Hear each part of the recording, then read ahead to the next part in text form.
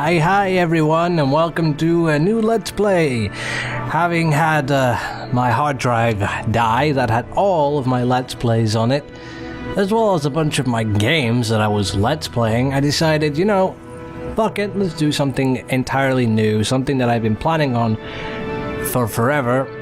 I'm not going to take too long to explain this. This is quite simply a semi-interactive Kerbal Space Program Let's Play, and I'm going through the career mode doing the research. This will be a short first video with a short challenge. The challenge will be to basically achieve an orbit above 70,000 meters, right? Now I say semi-interactive because you guys are going to tell me what happens next, what goal I should aim for next. Try to make the goals a little bit realistic, you know? Don't be like, well, land on Lathe and return, if you know what that is even, when I don't even have all the upgrades unlocked. You know, say which upgrades you'd like to see, and I will point out upgrades at the end of the video. Things like that. What kind of shit you want to see. I'm going to be starting new, and the username, if I can learn to type correctly, is going to be Hildegard, as usual. And I'm going to have my Star Trek flag. A game with that name already exists. You want to overwrite? Actually, that's a good point. I should. I'll just name it LP Derp. Why not? Okay. And yeah, everything's right. Loading. It'll just bring up the basic options. So yeah. Research and development. What we have to go for first is this. I want decouplers for the most part.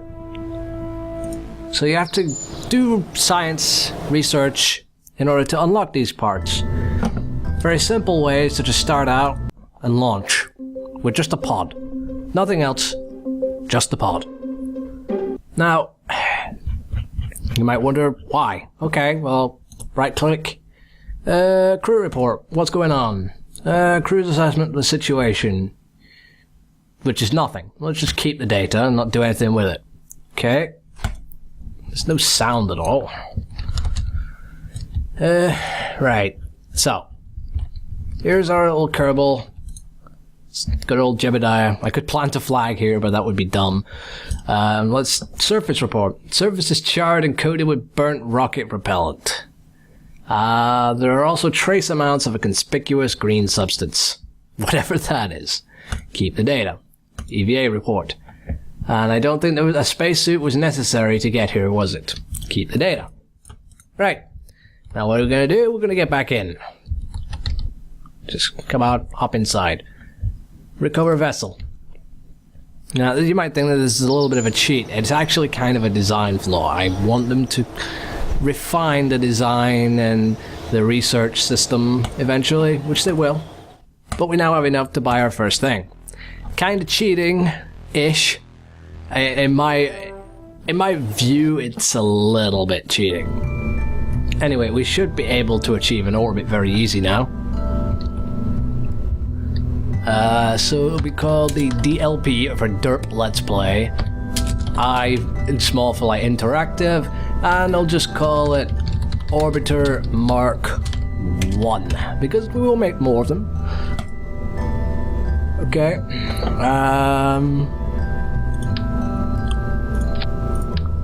Let's see. I want 2 big engine things, big fuel tanks rather. Now I'm just testing to see if this one will work. We don't have anything in control, but we can add the decoupler, allowing us to separate our stages. No aerodynamics.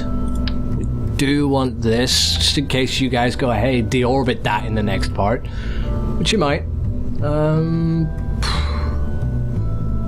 Mystery goo, eh? Why not? Let's put 2 of these on. They want to be able to do science while up there, eh? Sub-assemblies. Plus 2 of them is good because one of them could hold a report for in atmosphere and the other one could hold a report for up in orbit, I suppose. You see, actually that's the point. I'm going to have to deorbit it anyway, because I want to bring the data back. So I should do it this way. And I want that to be there. Like that. That's kind of just in case, really. This bit here, this stage, has to be the one that gets us orbit. So this stage is kind of just emergency and slowing down for the parachute. It shouldn't be necessary, but heck, it's there. Right, we don't have any sub-assemblies, but I could make one. I could be all like, I could just drag the whole thing to there and it would make a sub-assembly. You don't know what sub-assemblies are? Essentially, you can make, like, let's say the top part here. If I disattach this and was to drag that there, I could then drag it out like this, instead of having to remake it for different ships. That's a sub-assembly.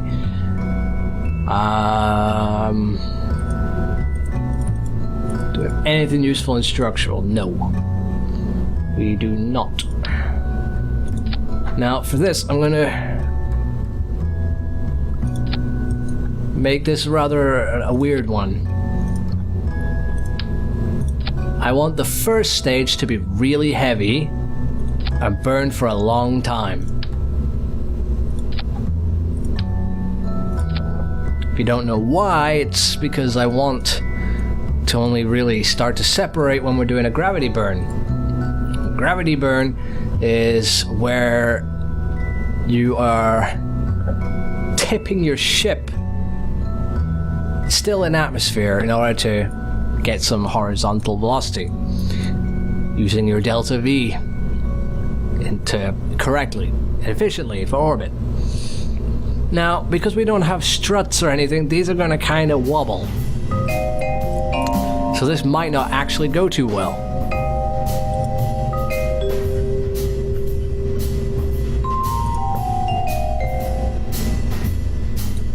And just in case, we'll set a thing for the abort sequence.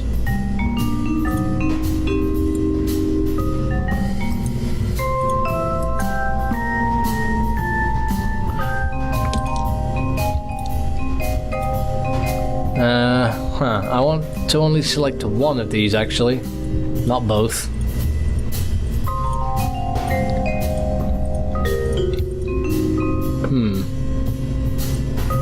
Okay. Oh, I have selected only one. Apparently. Hey, give me a second. Right. Let's just put one there. Control and Z to... Wait. That didn't do anything. Control Z was supposed to undo my removing of that. Sorry, I'm coughing. I'm not feeling too hot right now. Now, you wonder why I say that we have to return with the science. Communitrons are not 100% efficient. And then when you beam the information back, you use up pretty much all of your electricity, because yes, we have a limited amount of that. Right, so when I push button 1, I'll want to toggle the cover and let's see, 2 for observe. When we push 3, toggle that and then observe. Save. Yeah, that should do it. Now we're actually going to do our first launch. This might actually be disastrous because we have very primitive parts. I've not actually played Kerbal Space Program in a short while. So let's see what happens. We'll just go with about how much? For about 75% thrust for now.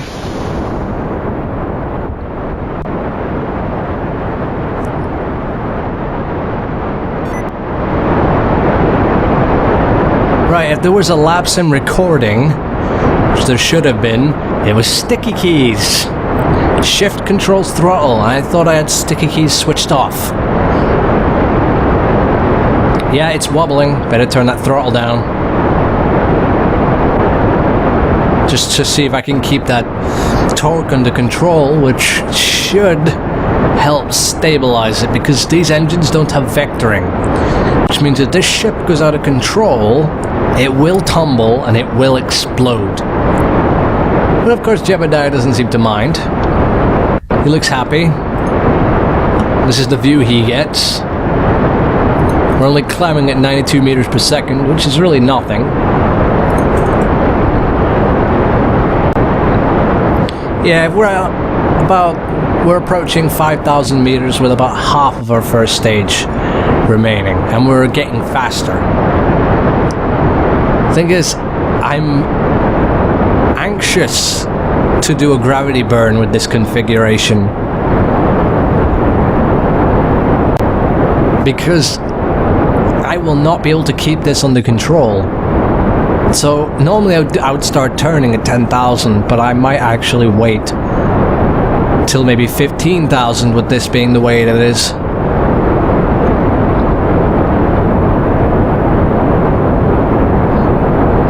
Or maybe we'll just go for it. You know, YOLO, whatever. See, I'm turning as hard as I can, but it's struggling. Now, if engines could vector, which basically means that the nozzles could wiggle, I know it looks like they're doing that right now, but that's not like that, then I could, like, take control of this properly, but I'm struggling to get it to move at all. It's fine. We can keep it on this heading for a bit. KSC's pretty damn far down now.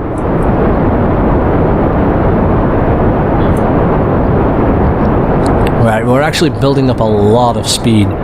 When we get to about 800 meters per second, I'm going to try tipping it over almost completely. I'm increasing throttle now, because we're not in the atmosphere anymore and it's more stable. Well, we're in the atmosphere, but I mean we're in the upper atmosphere.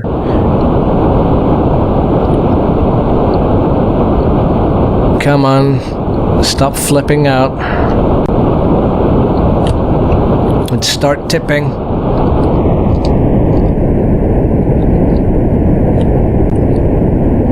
That's right. Very nice and easy. Controlling a ship this heavy is not that easy, because it doesn't respond that well to the controls. Now I start increasing the throttle. It's actually starting to tip too much.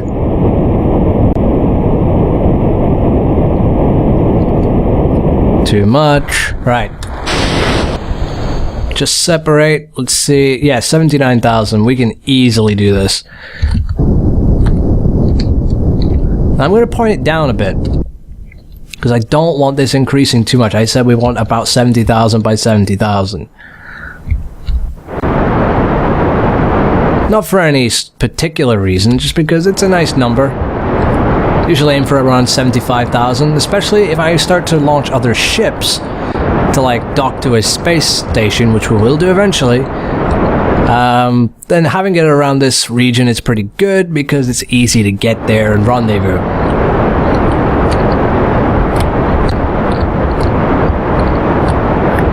Right, we should be at a nice decent level now. Yeah.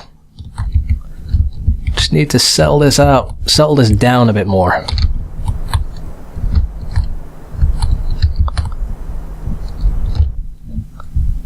Right, now I'm going to point it down to bring my apoapsis, my highest point, lower. My periapsis is rising. There, right, okay. 70,000 by 62,000. So what I need to do is bring it up again. If you don't know what I'm doing, I can explain this in another video, but right now I'm just kind of going through the mechanics.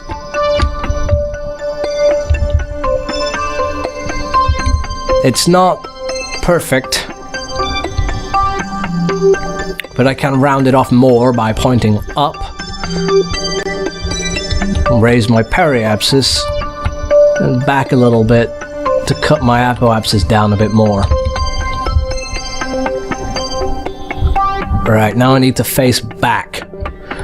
See, on the nav ball, which is where I'm doing everything, you see a little circle, it's got a little cross through it. That means that I'm pointing away from where I'm traveling. Retrograde. Now you see how it's derping and going crazy? It's because my orbit is almost perfectly spherical. It's still it's elliptical, but so it's a nice circularized orbit. And if I time warp, you can see it's completely stable. And we have plenty of fuel left over. We could actually go to the moon with this. So I said, don't say go to the moon straight away, but we actually can go to the moon. I didn't think about that. First, let's open one of these storage units. It's that one. Let's observe. Goo has become clumped into a sphere and it seems to become brittle. Cool. Let's do a crew report. Very much in space now. The sky is mostly below us. Let's do an EVA report. What do you see? Recorded your observations about the situation. Right. Get back in. Let's close that off. Now we could return.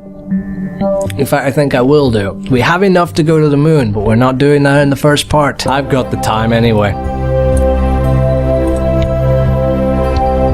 Let's get it so that it meets up with about there-ish. Now, regardless, we're going to leave. Regardless of what happens, we're going to leave enough fuel to decelerate when using the chute, because apparently that engine is heavy. Websites that show you precise measurements and you can get mods that will do landings for you. I prefer to learn these things myself. Now we completely overshot it because there it is down there. It just popped into existence. But hey, we now has fire. Open the thing. Check it. Seems to be getting very cold. You'd think it'd be getting hot, wouldn't you? But it's fine. We can't do any more crew reports from inside the vessel because we'll overwrite the ones we already made.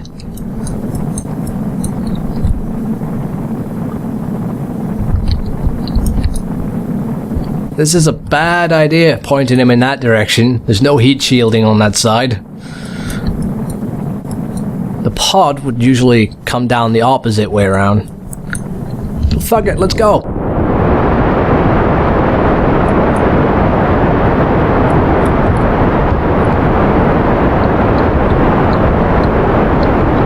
We're not slowing down very much. In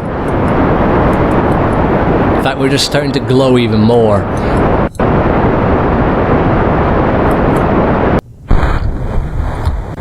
Yay! I've got to close that thing. Let's fling this off. And go. Like that. And this engine's powerful enough to slow us down on minimal thrust.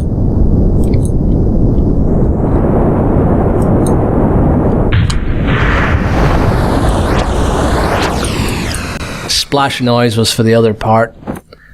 Now, before we touch the water, I want us to be going about 5 meters per second. That way we don't destroy everything and we can just recover the vessel.